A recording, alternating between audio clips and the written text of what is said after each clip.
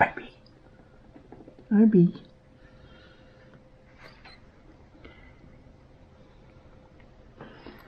No, he's not. He's too busy. Good kisses for Dad.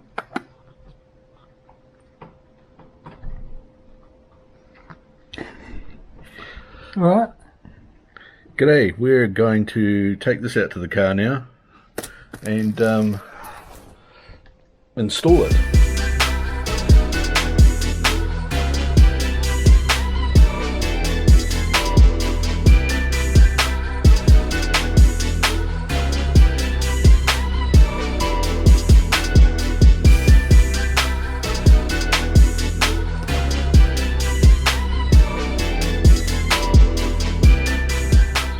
Okie dokie, so welcome back to the vlog. Now today what I'm doing is putting a dash cam into the Jag XF. It's this one here that I've picked up.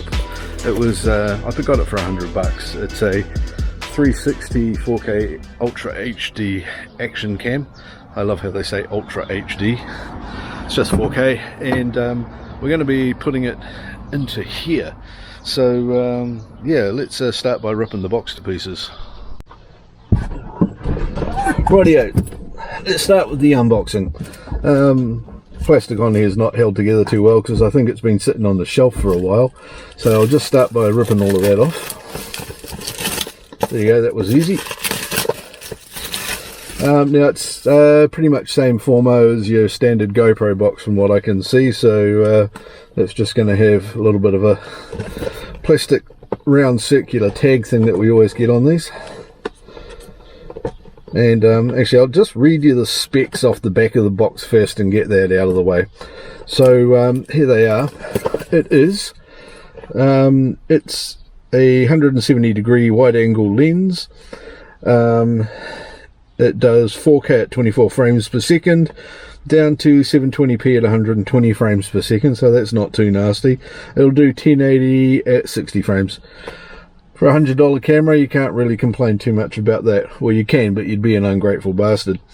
The stills resolution is up to 16 megapixel. Its features are loop recording, motion detect, voice record, burst, time-lapse, HDR, slow motion, car aqua mode, exposure white balance adjustment, time delay, power frequency adjustment, that kind of thing. So I think that's getting rid of flicker and things. What else we got on here? It will use up to 32 gig micro SDs. You need to have a fast micro SD for the Ultra HD, of course. I've gone and bought one of those. The Samsung 32 gig is the one of choice at the moment for me. File format is MP4 and JPEG. Input and output micro USB and micro HDMI. Oh, that's good to see the micro HDMI, so you can run it to another monitor or something if you wanted to in the car. It's Wi-Fi built in at 802 G and N. Power source is a 1050 milliamp hour rechargeable lithium ion battery. It will talk to iOS, Android, Windows or Mac OS. If you happen to have a Mac installed in your car, that's really useful. Recording time, it says, is 30 minutes at 4K on a 32 gig micro SD. Charging time's 3 hours, and it's just about 4 to 5 centimeters cubed. I don't know if that includes the thing, and weighs 67 grams, and there you go. So that's the bits and pieces that it says on the box. Man, that was exciting, wasn't it? So let's use my, thankfully I didn't cut my fingernails this morning, so I can get these stickers off here fairly easily. See, now this is where I would in the past have just grabbed my car keys and sliced through here, but since getting this Jag XF, it's got the push button start down here. And so I've got a key fob, but it doesn't have a key. So I'm going to have to go and get myself a new pocket knife, I think, to keep in the car. And that way I will have one for doing annoying things like this. There we go. There we go. Comes off, and the bottom bit pulls out, no doubt. So there's your camera. It doesn't have your GoPro quick release mount on there, it's just a screw mount, but it is the standard action cam mounting fixtures. So I can very quickly see me getting a GoPro suction cup for this if this one's no good. Okay, it's got a weather sealed door on it. I think that's, it's just a replacement door for the one that's there. Some straps, wrist straps and things, I think. A bar grip mount. Quite a few other bits and pieces. Quick release plate thing. Oh, good, it does have one. USB, micro USB cable. Now that's quite a neat little swivel mount. I'm going to have fun playing with that one. It's another quick release mount, a 90-degree thing, some 3M sticky mounts that could be useful. Quick release plates, 2 of them. One of them has a tripod thread in it, so that's going to be useful. It's got half a dozen zip ties, so I'm not going near with it. And down in here, another quick release plate with an angle,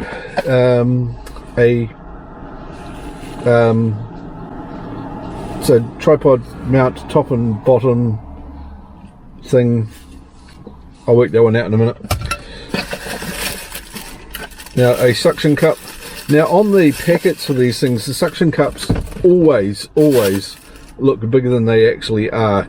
And this one here, I'm expecting to be able to stay on the window for 5 minutes. I'm going to go get a GoPro one this afternoon. That's just a given.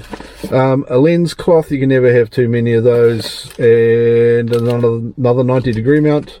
There's a couple of other bits I can feel in here, which is a manual.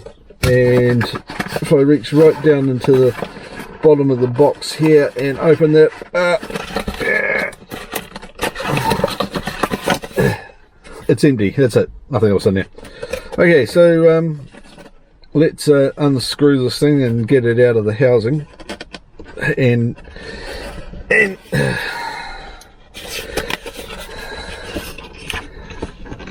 I'll get back to you on that. Hey there, how's it going? I've just been away for a few hours and I've charged up the 36T 4K camera. It's actually an action cam, as I said before, but it does have a dash cam mode, so I thought, yeah, I'll give it a go. $100. Hey, what do you got to lose? I can have another action camera. Not like I've got too many of those already. So I've just been reading the manual, and it does, of course, say that you should use a 32 gig class 10 card. Now, if you're going to shoot in 4K, if you're familiar with it at all, you'll know that you need a class 10 card that's UHS 3, which will handle 4K, so don't forget that one. Now I'm just working out how I'm going to bracket this thing in, using it as a car camera, and I think that's what this bracket here is for, so I'm just going to try and slot that in there. I think that kind of fits that way. I hope this is the right one. And yeah, that doesn't cover up any of the buttons, so there you go. It's got this nice bracket that that puts into. It's got your normal 1/4 inch threads, top and bottom. All the buttons are accessible, and I can run an external power supply to it, so that's the main thing. The standard case that comes with it, which you'll see it packaged in if you buy one, is this one here, which is a waterproof case and will do up to 30 meters. I don't plan on taking my car up to 30 meters underwater, so this will do it perfectly fine. Don't plan to. In fact, I really don't want to. Okay, now the next bit is the little suction cup, and it's a little tiny weeny suction cup, but it does have one of these on, so I can do this. This is the important thing in unboxing videos, you know. That's just got a standard 1/4 inch thread, so that can just go straight onto the bottom of this like that. Actually, I'm going to put it into the top because I want to put the suction cup above the camera. There we go, and that will go eventually onto the window of the car quite nicely, and of course will stick and stay there forever in an incredibly stable, robust kind of way. If that sounds a little bit facetious, well, it probably because it is. Okay, so here we go, mounting the bracket. Obviously a big tough job, so I'm going to get that up here and push it in fairly firmly, and then just push that lever back, and what that does is it pulls a piston down inside it and makes sure that that suction cup is really heavily mounted. As you can see from where I'm driving, it's not obscuring my rearview mirror, it's not getting in the way of where I'm seeing anything, unless I have a low-flying bus coming at me, which happens to be about 10 meters off the ground, in which case it wouldn't matter whether I could see it or not, because well, low-flying buses. I'm going to call that an edge case scenario that's unlikely to occur. Okay, my next job here is to take the actual camera itself and pull off all these other neat little bits of plastic. Like this one here, we've got a little lip up on that. So the big thing with unwrapping videos is being able to pull all these things off. I grab that and I missed it. Could you hear that? It was really quiet. There's a bigger one on the back screen. I can pull that out too. That made a noise. I'll do that again. Brilliant. Just protects all the nice shiny bits of plastic underneath here. I've got a whole heap of these other accessories and things and what's-its and bits and pieces and ties, and I still don't know what the cable ties are for. And anyway, I'm just going to put this up here now and yeah, clip it in and make sure it works. Okay, here we go. Oh, that's my father in front of us here. He's putting a new rear vision camera in his car. It's only a Lexus. It's not a Jag like this. So there we go. It slits in that way. Bump. And then I just need to turn it around that way. There's a slot in the back of it so you can see what it's seeing. And yeah, that should be all good to go. And well, let's do some recording. And how do you hit record? Okay, so here we are. This is recording. What my father's doing there, by the way, is just removing some of the pop rivets from the boot lining in his Lexus E300, and he's going to be putting the reversing cam in there. It's a good mixture of light. You can see up over here it's quite deep shadows, and down here, so you can get that sort of look.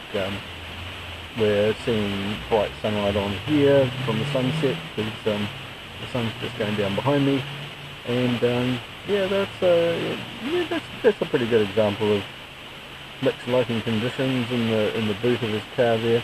You can see that the whole image is quite wide. It's going from here to here. It's widescreen, but it is 4K, and that's important when you've got a wide image so that you can actually see what people's number plates are. Okay, that'll do for that. Rightio, now that that's all done, there's just one thing left to do, and that's go and turn it on and try it out. So I'm going to push the button up on top here that powers it on. That's nice and easy, so it's all powered on now. And then I can just hit the button up here on the other side, and that starts recording. Awesome, so now I'll just go for a drive. Okay.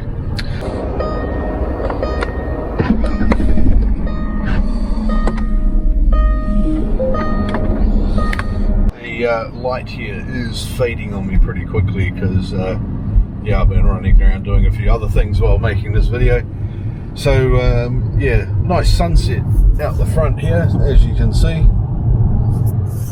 And yeah, first couple of observations on this thing is the screen on the back of the 360 4K camera does look kind of blue tintedish. I don't know what that's going to come out like. Hopefully it's auto white balancing. I haven't changed any settings on the camera at all. Just straight out of the box it's set up for 4K 24 frames, as I was saying earlier. And yeah, this is just an out of the box test now, and we'll see what this thing can do while I go to the supermarket.